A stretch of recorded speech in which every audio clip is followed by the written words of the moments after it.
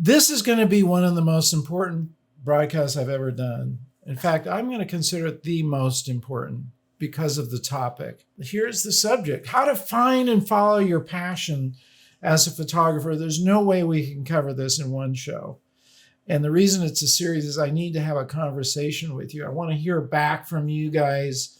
I'm going to cover a story that happened to me, but I want to hear your stories also. Let's start off with this word passion. Oxford defines it as a strong and barely controllable emotion. You know, when you've got to just do something, you've got to go out and photograph, you've got to write that story. You've just got this idea and nothing can hold you back. That's what we're really looking for that. It's also defined as an intense desire or enthusiasm for something. So when you put that together, you've got this strong emotion that you just have to fulfill what's in your mind, what you visualize. You've got to go out and do something about it. Now, I'm going to tell you this story I wrote in the book called My Great Escape. I was in high school. I had an interesting series of high schools that I went to, not because I was bad and got kicked out. I went to a very straight-laced high school. Then I went to a hippie high school. And then I went to a school in Vermont that was fantastic. And my junior year, I actually probably learned more than all other years combined. Fantastic school. I dove into it with passion. I learned all sorts of things. I started running cross country. I started cross country skiing. I joined the debate club. I had gone from a hippie school to a very standardized kind of prep school, and it was fantastic. But I came back to California for my senior year, went back to this big 2,000 student school. The hippie school had, under 50 or 100, I don't know, maybe 80 kids. The Vermont school had a couple hundred, and then I went back to California. Big school, big cinder block school. It reminded me of a prison, and I became very introverted. I even hit this point of being kind of numb and suffering it out. I was just in despair. Like, one of the problems with this school is they were rehashing everything I'd already learned. Lo and behold, I discovered that I had almost enough credits to graduate after my first semester of my last year of high school.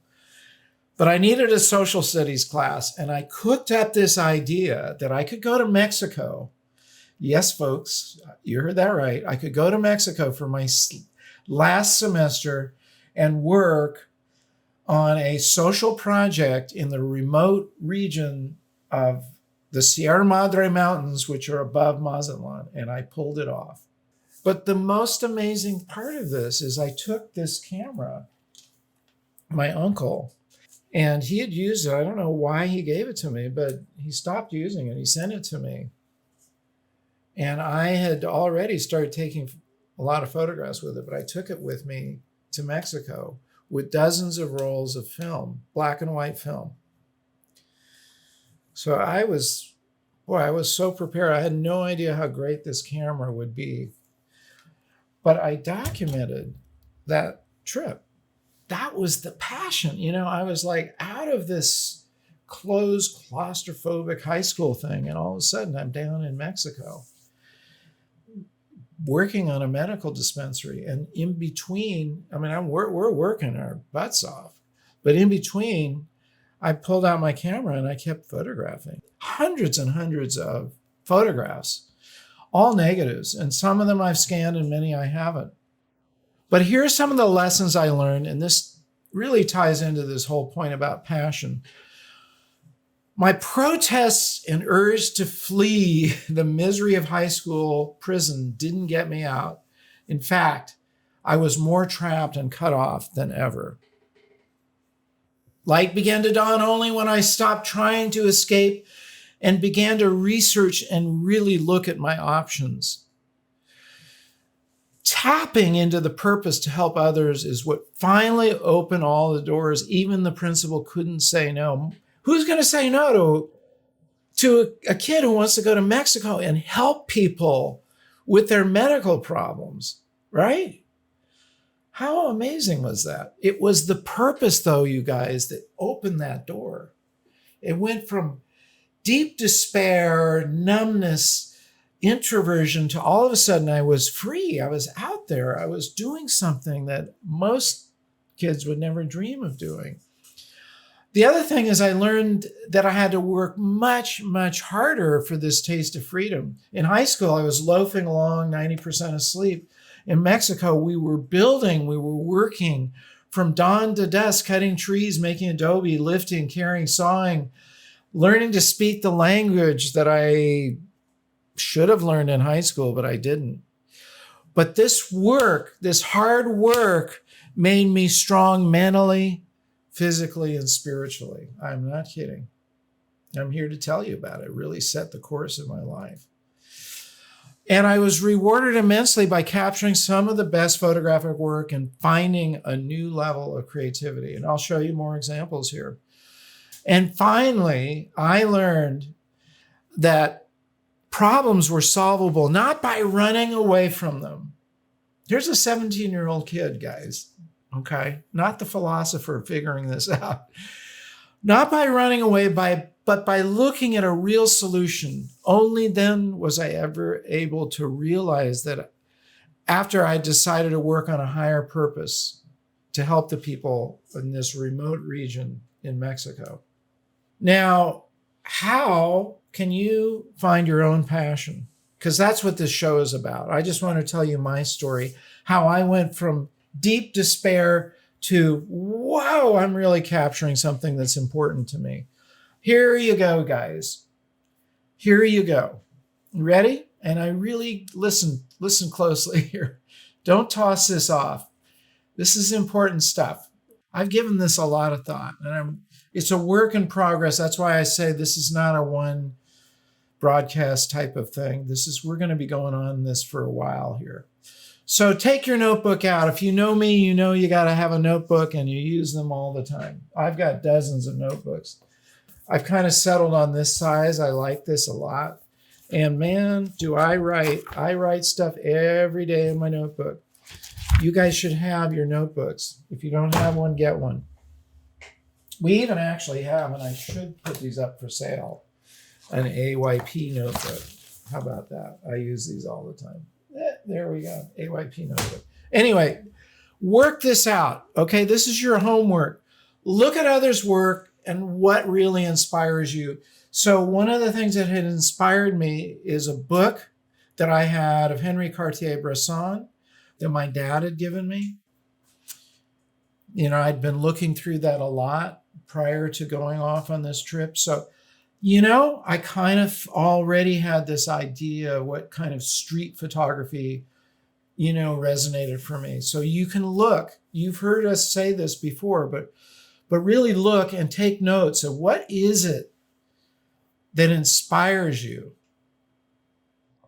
Look for your strong and barely controllable emotion. Like, what can you can't contain yourself. What's interesting about that word strong is Edward Weston defined composition as the strongest way of seeing. How can you portray whatever it is you see in front of you in the strongest way possible? And how can you tap into that emotion? You want to find it, you guys, and you may not just find it like that. You may have to do some trial and error, which is totally fine. You know, but what is it that you can't wait to tell the story about? I don't care if it's like Chuck doing his story about heroin addicts. It could be about, you know, a homeless story, another story I believe he's working on. It could be about dogs in your neighborhood. I don't know what it is. It's your passion, not mine. But you got to find it. You got to tap into it. And then you visualize it. You visualize that story. Visualize it. Like, what's this going to look like? What are some of the frames I want to come back with? How am I going to utilize these images? I had no idea that years later I was going to write a book, but man, I'm so happy I had those images to draw upon. And then You want to feel it, live it, get as immersed into it as you can. Like I was in Mexico. I was deeply immersed. My whole life wasn't about California. By the way, there were no radios, no TV, no electricity, no nothing. It was like civilization 100 and more years ago in California. That was a pretty cool experience. The only piece of technology we had, everything was done by hand tools. The only piece of technology were my camera and the few tools that we had. This, by the way, this was the only camera I took and the only lens. Simplicity. Don't get brainwashed into the idea that you need all this complicated gear. You don't. Okay. We'll be talking more about that. Then you go out and capture it. You just capture it and you stay on it and you stay on it and you wake up and you find the time. I don't care if this is you have to squeeze out a little bits of time here and there. That's fine. It's not always going to be like I was, where I was thrown into this thing head first.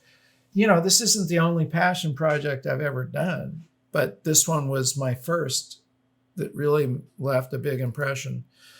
And then look at your images and compare them to the previous steps. So go back to, step one here. Go back, look at your images, go back to your step one. How does it compare with what inspired you? Are you really getting those strong emotions into these images? Is it what you visualized? Maybe it isn't. Maybe it's way off. Okay, but you're going to learn from that. No wrong answers, folks. When you're following your passion, there are no wrong answers. Everything will help you on your road. Even if you screw up, you come back with a bunch of really nothing images. They're throwaway. You've learned something from that. Go out and do it again. And post your images on AYP Club and Instagram. Tell us your story. Tag me, because I want to see them. I want to hear what you guys are doing with this. This is not just sit back and, whoa, that's really cool, Mark. Thanks for that cool story. It's like watching TV. I want you to live this, okay? Because I consider this probably the most important thing that you and I could ever do together. Please subscribe and enable the bell so you don't miss any of our new shows. Like the video and please share it and leave your comments. I love hearing from you. And remember to get out and capture your own images of life.